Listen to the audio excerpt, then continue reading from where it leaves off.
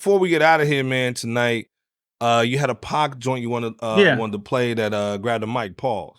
Every episode, what I'm going to do now is I'm going to highlight an unreleased song. And the reason why I'm going to do this is songs that are found on YouTube already. So it's not nothing I'm pulling out. So, nobody should be coming after me. But, pause.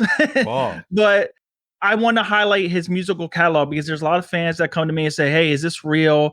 Or they think a remix on YouTube is real and it's not the real song. And there's a lot of people say, oh, what? Tupac hasn't had an album in 17 years. He has nothing left. But that's very much untrue because this man has so much music that was rejected by his record label, so much music going after Biggie and Jay-Z, and they didn't want to put that shit out. So this song here is actually called Grab the Mic, but the real song is called Through My Rear View. Now, if you're familiar with Tupac, he already has a song called Staring Through My Rear View on a gang-related soundtrack with Phil Collins in the air tonight. And I talked about that on the last episode of Skandalous Talk, where I said, Phil Collins in the air tonight is one of my favorite songs. And I also gave birth to Tupac Staring Through My Rear View, which is one of my favorite Tupac songs of all time. It's a perfect hook. It's a perfect beat. And it's Tupac reflecting about not being here anymore.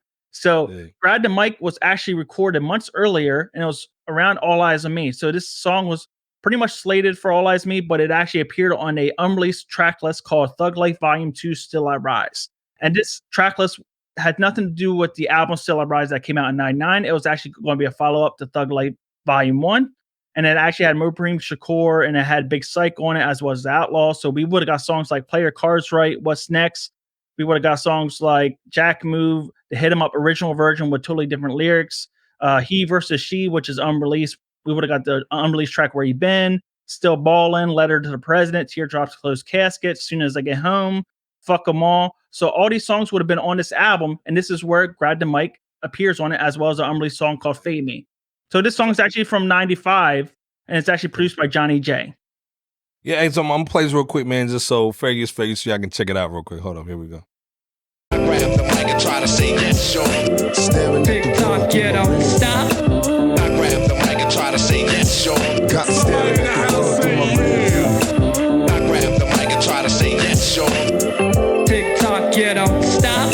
Nobody thought I'd make it. The world called me loser, just a high school dropout. Young drug abuser, mama told me there'd be days like this. I never listened, spent my childhood years in my neighborhood prison. The world don't give a fuck about the kids. I can see from the poverty and the evil shit they did to my young nation. Participation, more hesitation can turn lethal. When ain't no love for a young nigga, he turn evil and burn people with no hope, it's no peace. So all my niggas start regulating on your streets. Busting the neighborhood scatters and no. Skandalous give you something to check out, put on your playlist every time we do a Skandalous Talk episode, man.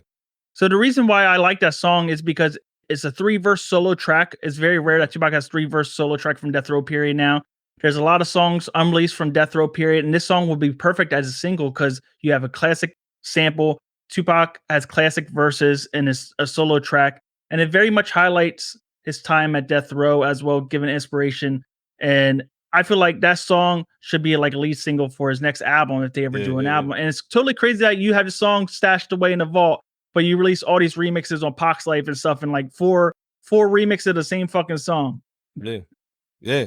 And again, like I said, man, I think just like anything else, man, I think the next project that they come out with, they need to get with like the DOP Funks and you with some other guys, man, make it more of a social thing, man. The people who really, really love Pac and still get his name out there, because you guys are going to push it heavy. You guys have the platforms.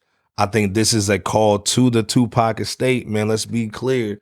You know what I'm saying? On this next situation, maybe even have like you guys come in and really kind of even A&R, even kind of put something together, because the ones that we've been hearing lately, it's not a snub. You know what I'm saying? So the reason why Tupac's sales declined is not because fans were tired of him or like his star power dwindled. It's because they put out remixes. They put Ashanti on tracks, T.I. on tracks. People just wanted these original beats. Now, there's some beats that are not fully finished, but that's why you have a producer like D.O.P. Funk or Big Hutch from Above the Law go in and just polish the song. That's pretty much done already. That song right there, you don't got to do much. You can just go in, put breaks in the song, maybe add in a singer like Anderson .Paak or John Legend, Phil Collins or something. It'd be a classic record. Facts. So again, like I said, hopefully we get some new music, man, this year, man. My thoughts on Hip Hop 50, man. We might get some Pac, something new. Like you said, I think this will be a dope single that they can kind of maybe craft and kind of make it new, bring some new people in and get it going. So, again, like I said, man, episode 2, Scandalous Talk, man. You know what I'm saying? Iceberg, DJ Scandalous, of course. What's your thoughts, man, before we get up out of here, man? I'm just so grateful to have this platform for all Tupac fans and Death Row fans. Like, I don't feel like there's as many platforms such as mine that really highlights Tupac and Snoop Dogg and everyone else from that time period, as well as what I do on my YouTube channel, Scandalous Talk and DJ Scandalous. I feel like this can be a great home where we could talk about all these, 90s stories, because there's a lot of people coming out of the woodworks now talking about shit that we don't even know is true anymore. A lot of people talk about Pac rewriting history, and we don't really know who's behind all these brands anymore, so we got to have more people like us that are willing to make this content and really talk about it and give fans another outlet where they can gain knowledge and information. That's why I really love having my YouTube channel and Facebook, a way that fans can connect and learn about Tupac and other Death Row artists and West Coast and East Coast artists as well.